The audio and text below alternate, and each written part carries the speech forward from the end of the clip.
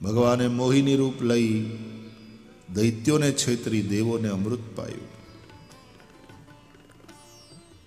ચતુર્દશમ નારસિંહમ, 14મો અવતાર નરસિંહ અવતાર. ભક્ત પ્રહલાદની રક્ષા કરવા માટે ભગવાન સ્તંભ ફાડી પ્રગટ થયા નરસિંહના રૂપમાં. નીચેનું શરીર મનુષ્યનું, કમરના ઉપરનો ભાગ સિંહનો. નરસિંહ આવું આવું બને, આવું હોય નો બને એ બનાવીને દેખાડે, એનું નામ ભગવાન. નારાયણભાઈ થી જે ન થાય એ નારાયણ થી થાય. એ તો કર્તુમ અકર્તુમ અન્યથા કર્તુમ સમર્થ પરમેશ્વર.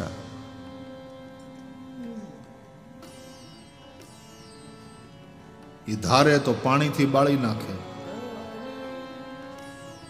અને અગ્નિથી તમને એકદમ શીતળતા આપે.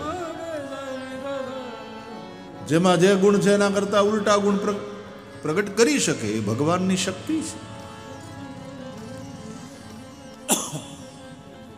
ક્યાંથી પ્રગટ થયા? બોલે થાંભલામાંથી થાય કોઈ પ્રગટ? થાંભલો તો જડ છે, એટલે કે તમને એ જડ લાગે છે. પ્રહલાદને તો એ થાંભલામાં ભગવાન દેખાણા. ક્યાં છે તારો ભગવાન? હિરણ્યકશિપુએ પૂછ્યું. તો પ્રહલાદે હામું પૂછ્યું કે ક્યાં નથી ભગવાન? અરે કે મોટી મોટી વાત નહીં કર, આ થાંભલામાં છે. બોલે સર્વત્ર હોય તે આ થાંભલામાં કેમ ન હોય? હા જી, થાંભલામાં પણ છે. બે પ્રકારની કથાઓ મળે છે.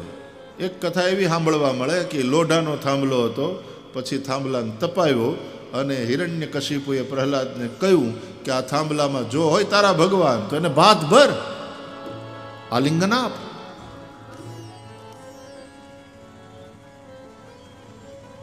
પ્રહલાદ બાળક છે. લાલ ચોળ ધગીને થાંભલો થયો. પ્રહલાદે જોયું, ધક્કો માર્યો આમ હિરણ્યકશિપુ, જા બાત ભર. અને એમાં કીડીઓની હાર આમ ઉપર ચડતી હતી એ થાંભલા.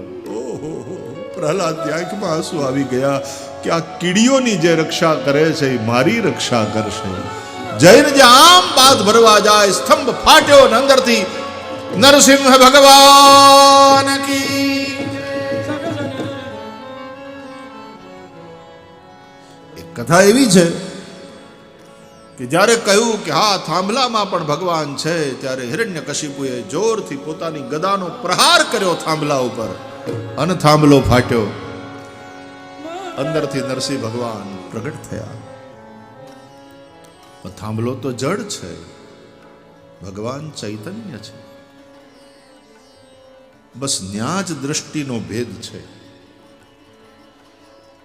ભૌતિક દ્રષ્ટિ જેની છે, સ્થૂળ દ્રષ્ટિ જેની છે, એને થાંભલો જડ દેખાય, પણ જેની દ્રષ્ટિમાં ચૈતન્ય છે, પરમાત્મા છે, એને એ ચૈતન્ય સર્વત્ર વિલસતું દેખાય. જ્યાં જ્યાં નજર મારી ઠરે યાદી ભરી ત્યાં આપની. એ તો સિય રામમય સબ જગ જાની, કરવું પ્રણામ જોરી જુગ પાની. જડ ચેતન જગ જીવ જત સકલ રામમય જાની. જડ ચેતન બધું જ રામમય છે. જેને તમે જડ સમજો છો એ હકીકતમાં સૂતેલી ચેતના છે. એમાં ચૈતન્ય છે પણ એ સુષુપ્ત છે. પ્રહલાદના વિશ્વાસે એ સુષુપ્ત ચેતનાને જાગૃત કરી, એવો અર્થ છે. હવે હું વિજ્ઞાનની દ્રષ્ટિએ સમજાવું. વિજ્ઞાન કહે છે there is energy and nothing but energy. એનર્જીનું જ બધું રૂપ છે. E is equal to mc².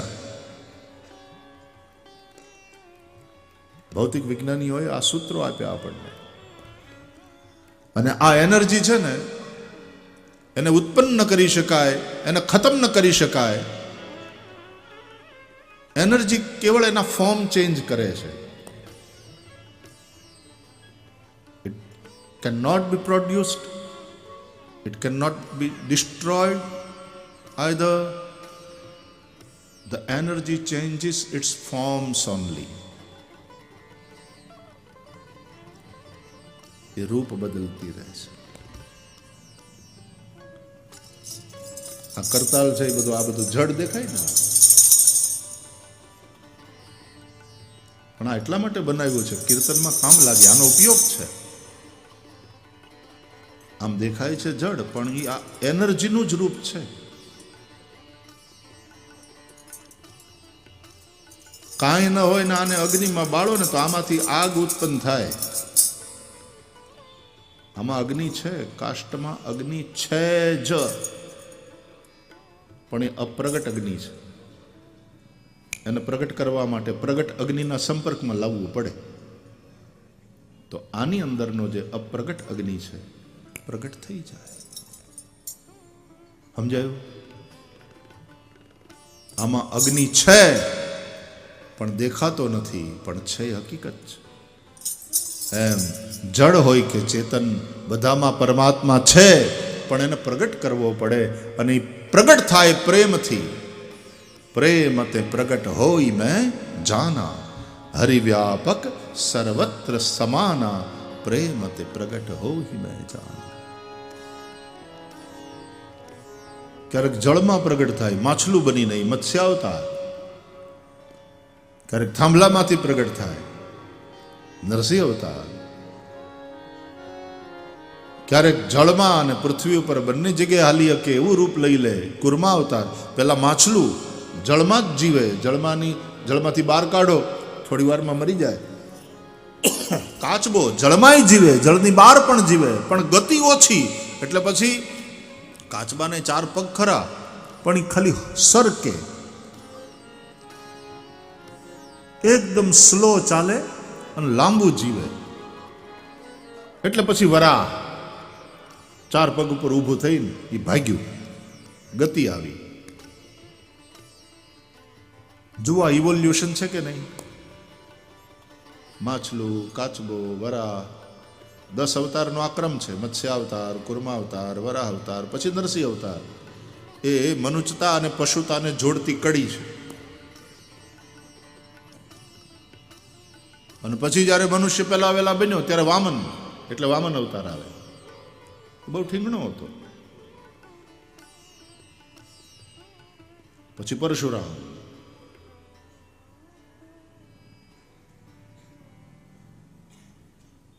પછી રામ, પછી કૃષ્ણ, બુદ્ધ, કલ્કી. આ 10 અવતારનો ક્રમ છે. ઘણાને એની અંદર થિયરી ઓફ ઇવોલ્યુશન દેખાય. ડાર્વિનની થિયરી ઓફ ઇવોલ્યુશન છે ને, વિકાસવાદનો સિદ્ધાંત. ચેતનાનો વિકાસ કેવી રીતે થયો, ચેતના કેવી રીતે પ્રગટ થઈ, ક્યાંથી પ્રગટ થઈ, અને પછી એ ચેતનાનો વિકાસ કેવી રીતે થયો, એની કથાઓ આપણે, એની વાતો આપણે વિજ્ઞાનમાં ભણીએ છીએ. એ આ ગ્રંથો છે એ વિજ્ઞાન જ છે. ઋષિઓ હતા ને, એ ગ્રેટ સાયન્ટિસ્ટ હતા.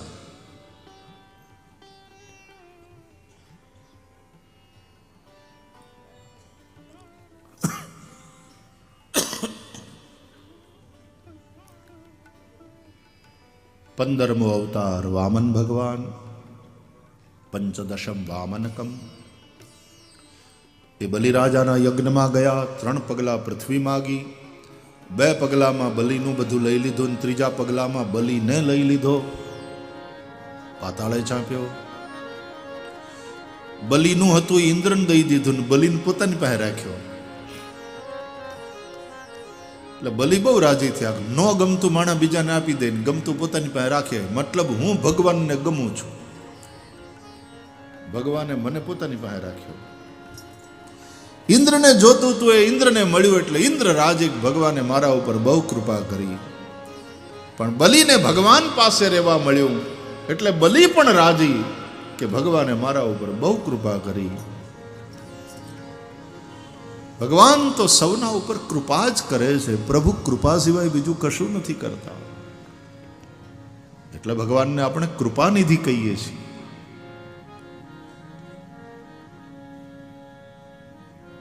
સત્તરમો અવતાર જ્ઞાનાવતાર.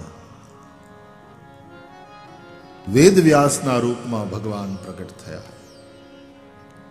વેદને વ્યવસ્થિત કર્યા, પુરાણોની રચના કરી, વેદ પરંપરા બરાબર ચાલતી રહે એવી વ્યવસ્થા કરી.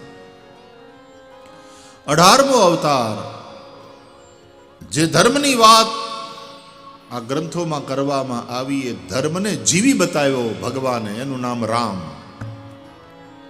માટે રામો વિગ્રહવાન ધર્મ. રામ એટલે ધર્મનું મૂર્તિમંત રૂપ એવું કહેવાય. 1920મા અવતારમાં બલભદ્ર અને શ્રી કૃષ્ણના રૂપમાં ભગવાને લીલા કરી. 21મો અવતાર બુદ્ધ, કરુણાનો સંદેશો આપ્યો. 22મો અવતાર કલ્કી હવે થશે.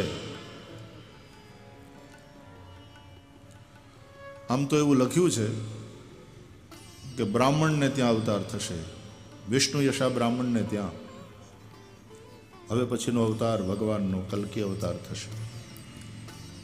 અને પવનવેગી ઘોડા ઉપર બેસી હાથમાં તલવાર લઈ આખા વિશ્વની અંદર ફરશે અને કળજુગ ઉથાવી સતયુગનું પાછું સ્થાપન કરશે. એ ઘોડો પાંખું વાળો હશે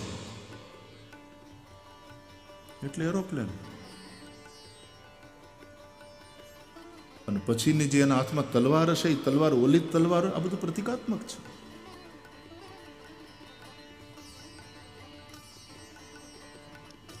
આખા વિશ્વની અંદર ફરી વળશે. આપણા શાસ્ત્રોમાં જ્ઞાનને તલવારની સાથે સરખાવી છે. જ્ઞાન પંથ કૃપાન કે ધારા. જ્ઞાન રૂપી અસી તલવાર, વૈરાગ્ય છે એ ઢાલ છે, જ્ઞાન છે એ તલવાર છે. એ જ્ઞાન રૂપી તલવારથી આખા વિશ્વને જીતી લેશે એવા કલ્કી ભગવાન હવે પછી થનારો અવતાર છે. અવતાર તો 24, બીજા બેનું હું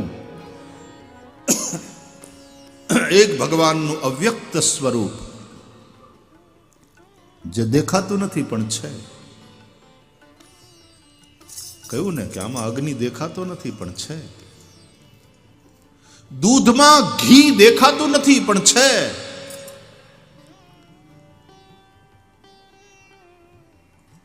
દૂધમાં ઘી છે એ હકીકત છે, અને છતાંય દૂધે દીવો ન બળે એ હકીકત છે. દીવો પેટાવવો હોય તો દૂધમાં રહેલા ઘીને પ્રગટ કરવું પડે. એમ ભગવાન પ્રગટ થાય ત્યારે દુનિયામાંથી અંધકાર મટે, ત્યારે પ્રકાશ રહેલા. ભગવાન છે અપ્રગટ સ્વરૂપે રહેલા જ છે, વ્યાપક છે. એને પ્રગટ કરવાના, અને એ ભક્તોના પ્રેમથી પ્રગટ થાય. પ્રેમ તે પ્રગટ હોઈ મેં જાના, सब घट मेरो साइया खाली घट नहीं कोई, बलिहारी उस घट की जा घट परगट होई. तो एक भगवानનું સૂક્ષ્મ રૂપ અને બીજું ભગવાનનું આ વિરાટ રૂપ. કારણ કે ભગવાન સિવાય બીજું કશું જ નથી ને. જડ ચેતન સર્વ સ્વરૂપે ભગવાન જ છે. એટલે આ જે વિરાટ રૂપ છે, જગદાવતાર કહેવાય આને ભગવાનનો. 24 અવતારોની કથા શ્રીમદ ભાગવતમાં છે, અને એ કથાનો આપણે આનંદ લઈએ છીએ. આવતીકાલે ચોથો દિવસ. મારી ઘડિયાળ કહે છે કે અહીંયા વિરામ લેવો જોઈએ. આવતીકાલે ચોથો દિવસ, અને આપણે ચોથે દિવસે કૃષ્ણ જન્મ કરવાની વાત છે. આમ તો મેં 24 અવતારની કથા સંભળાવી દીધી. એમાં કૃષ્ણ જન્મની કથા સુધી સંક્ષેપમાં પહોંચીને પાછી કૃષ્ણ જન્મની, કૃષ્ણ અવતારની કથા વિસ્તારથી આપણે જોઈશું. આવો આજની કથાને વિરામ આપીએ પહેલા થોડી વાર દ્વારકાધીશને યાદ કરીએ.